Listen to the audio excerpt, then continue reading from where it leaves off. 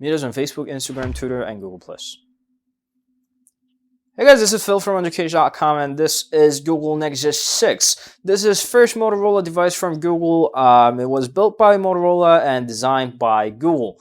Google has been switching their manufacturer for Nexus devices. At first, it started with the HTC and 2 Samsung devices and 1 LG, and now this is Motorola.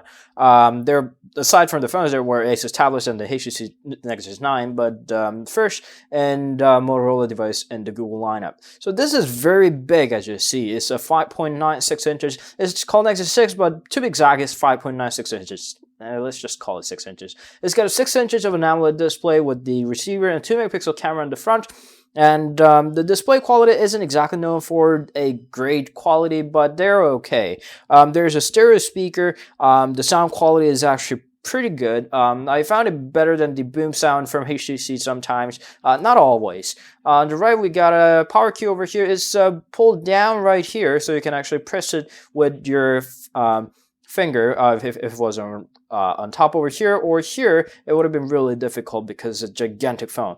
There's the volume rocker, the earphone jack, and the nano SIM card tray, and nothing to the left, followed by the micro USB port upside down at the bottom.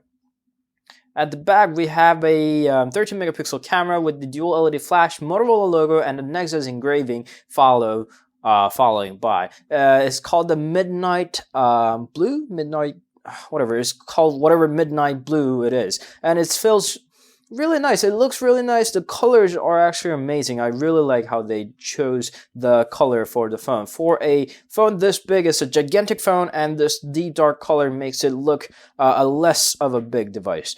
But nonetheless, this is an amazingly big device. Comparing with one of the biggest phones in the market, this is Samsung Galaxy Note 4. It's almost identical in the size. If you are used to the Galaxy Note 4, you should be fine with the Google Nexus 6 as well. Compared to the predecessor, this is Nexus 5 from LG. You can see how big it is. If you're used to the bigger phablets, that's how they're calling it, you should be fine with it. If you're not, then this is another big phone that you would find enormously big. Alright, so that's how big it is. The most significant feature of the Google Nexus 6 is, of course, it's a stock Android. Google Nexus series is known for their stockness of vanilla Android and no touch at all from the manufacturer census. Well, there are a few, but capped to the minimum.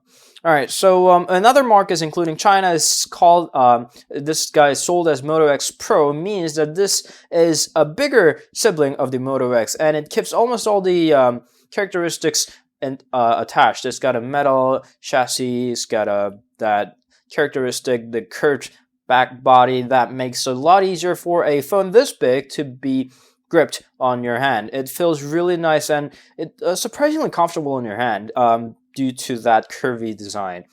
Alright, software-wise is the biggest part. Software-wise, it's first shipped with the Google Android 5.0 Lollipop, and now it's upgradable to Google Android 5.1.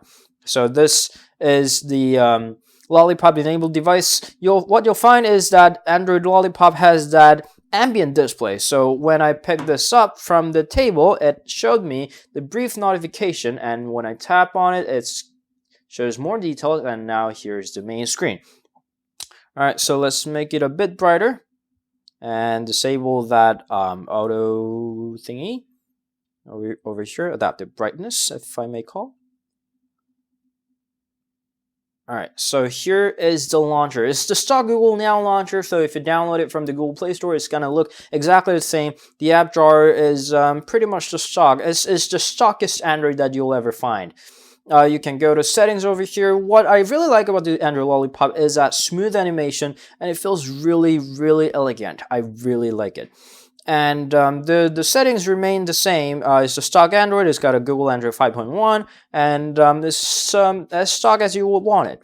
The performance-wise, it's got a Snapdragon 805 and 3 GB of RAM, 32 GB or 64 GB of storage. Unfortunately, not expandable. That's how Google is keeping their Nexus series, and this guy is no exception. What you would wonder is how it will perform in the real life, and it's snappy as crazy. It's really, really snappy.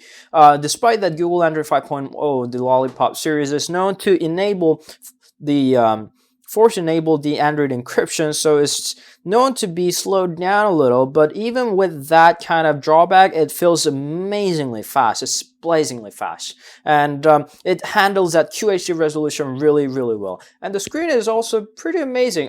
There were some reviews from the other media, that the device was not good enough of a screen, but to me it was perfectly fine. Of course, you'll find some problems with the color balances or that gamma graph, but as far as I was concerned I was perfectly fine with that high resolution display. At the Antutu benchmark, it ranks around 50,000. That's very, very high. It's faster than the Galaxy Note 4, and especially in the real life, when you're multitasking or going through the processes or going through the apps, it feels perfectly fast. It feels amazingly fast, and you'll be surprised at how fast it is. The benchmark scores and the real life performance suggest the snappy performance of it. Another thing that I am always worried about when I'm using a Nexus device is its value-added features. Multimedia features always kept me into worry, because Nexus 5 was a phone that has never good sound. Now, one of the few disappointments from the Nexus 5 was the battery life and the sound quality. And now, the Google Nexus 6, the Motorola Moto X Pro, takes it to a whole different level with the stereo speakers. It feels amazing. It's a lot better than most of the phones over there, and even better at the HTC boom sound that are usually known for the great speaker. Now, the camera is another good thing that's really good with the Nexus 6. Motorola is not exactly known for the good camera. They're actually known for terrible photo quality. Now, the Nexus 6 is a lot better, whole lot better. Now, colors look lively, and focuses are sharp, and just about everything from the photo, this was what I had yesterday, everything looks perfectly fine. It's amazing how it takes photos. The photos are really crisp and lively in every sense. So those are the few multimedia functions that we are always worried about, and now the Motorola's got it. It's not exactly the best one, but they're going through it, and we're perfectly happy with it.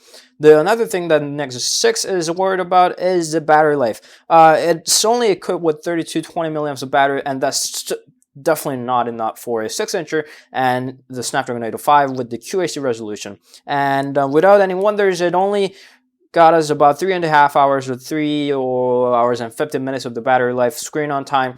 For the everyday usage like the music streaming or web surfing at the 50 to 60% of the brightness, that was what we had without any battery saver. That was a bit of a disappointment. It seems like Motorola or Google in that sense seems like the battery is not exactly on their priority. All that Volta project or anything doesn't really keep up to this minimalistic capacity of the battery. Aside from that, the only remaining problem that I have with the Nexus 6 is its pricing. The Nexus series has been known for their amazing prices since the Nexus 4 and the Nexus 5. It probably was only two of them and the first few Nexus 7 tablets that were competitive in the pricings. Now, this guy retails at $650 for 32 gigs and even higher for a 64 gigabytes of that. Now, that's amazingly, insanely expensive. That's still cheaper than the few bigger phablet phones, but that's amazingly, incredibly higher price. But I think this guy is worth it. Now, this is a very expensive phone, but every single feel of it, every single performance of it was so satisfactory that I never regretted paying that much for the phone. It would be nicer to see Google drop down a price a little. I think about $499 is going to be adequate for a name of the Nexus, but Nexus 9 and Nexus 6, for that pricing, it seems like Google has given up on that competitive pricing on their Nexus line. This was a great example of how a phablet should be, and Motorola did an amazing job, although we've seen a bit of issues about battery getting near explosion or the Nexus logo peeling off. Aside from that, this was amazing job done. Kudos to Motorola and Google, and this is highly recommendable, except for the price. If you can bear that, this is an amazing phone. That was the Nexus 6, and we'll see you guys later.